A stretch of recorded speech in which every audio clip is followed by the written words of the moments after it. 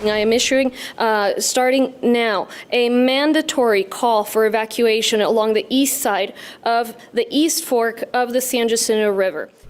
Breaking now at 4 o'clock, Harris County Judge Lena Hidalgo signs a disaster declaration for Harris County and orders mandatory evacuations because of the flooding.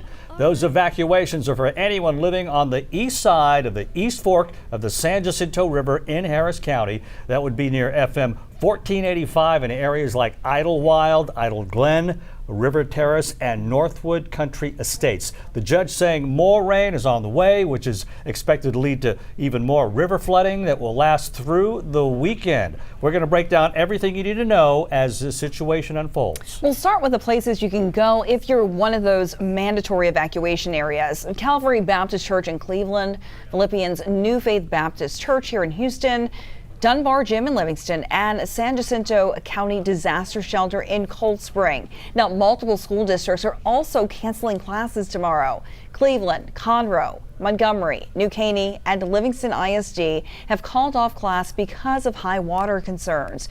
We have a full list of closures on our website, khou.com. All right, let's take a look at current conditions. As you can see, things have toned down a lot over the last few hours, plus our radar is tracking more activity that's expected to hit Harris County. Yeah, take a look at this video a viewer Tari sent us. You're looking at Lake Conroe after today's storms. You can see those water levels rising through the yard of one home there. The rising water all coming while so much of the area is already dealing with flooding.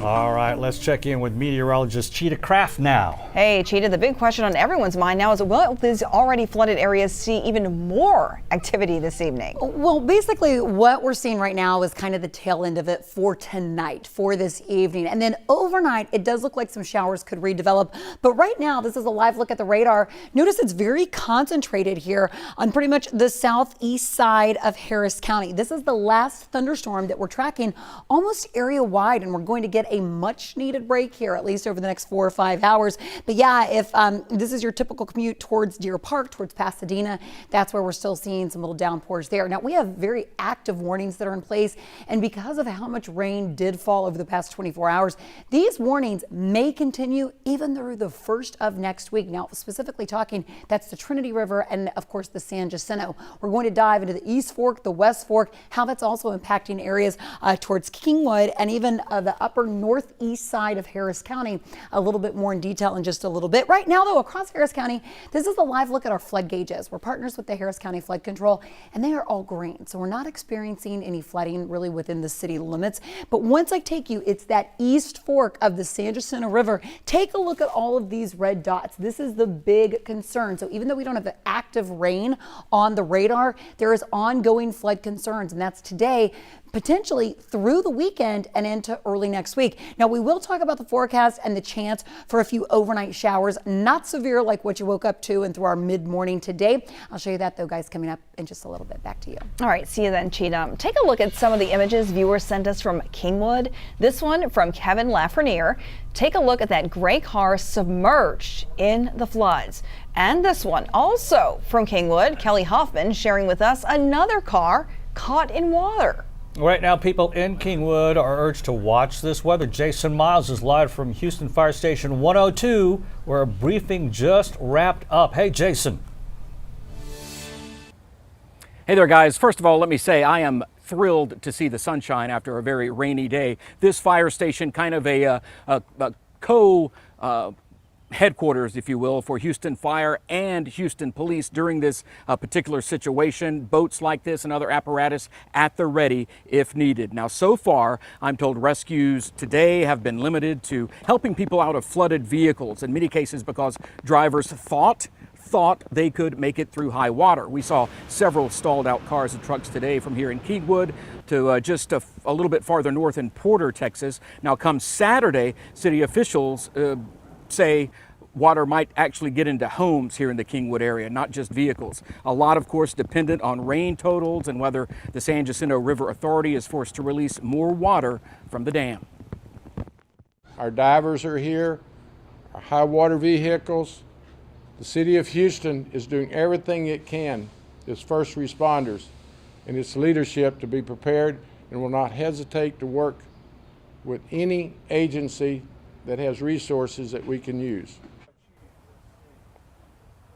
In addition to the flooding issues today, we also came across a downed tree in Kingwood specifically, including one, get this, full of bees. There was a beehive in the tree, but that's something the homeowner did not know about until what he suspects was a microburst that toppled that big oak in his backyard. He is thankful the family did not get hurt because the tree is very close to the house, and if it had fallen a different direction, it would have hit a master bedroom. Now, the first thing we asked Mayor Whitmire about here, and there's a lot been reported about this in recent days, how he hasn't had a conversation with County Judge Lena Hidalgo since Whitmire took office. He says the last thing he did before the press conference today was have a conversation with her on the phone about this particular situation and re-emphasize that city and county staff are in constant contact, especially in cases like this. That's the latest from Kingwood. Meantime, my colleague Stephen Goen is checking out conditions closer to Lake Conroe. Stephen?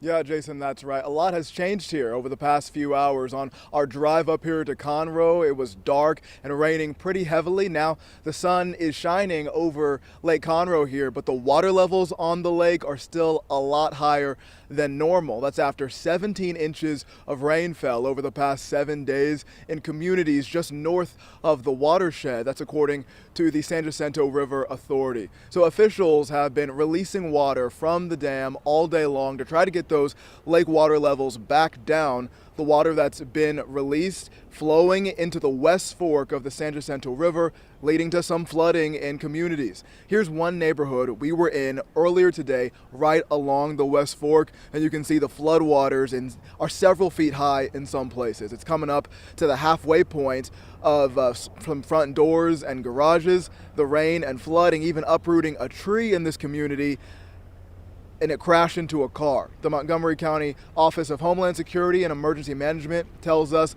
there were numerous rescues today of stranded motorists. Some people also rescued from their homes. Officials say people should be prepared for even more flooding this week. Folks that are south of the dam and are way east of 45 or have not quite seen the full effects of the downstream releases that have occurred. You have started to see the effects of the releases. It takes a number of hours for those waters to leave the lake and work through the watershed.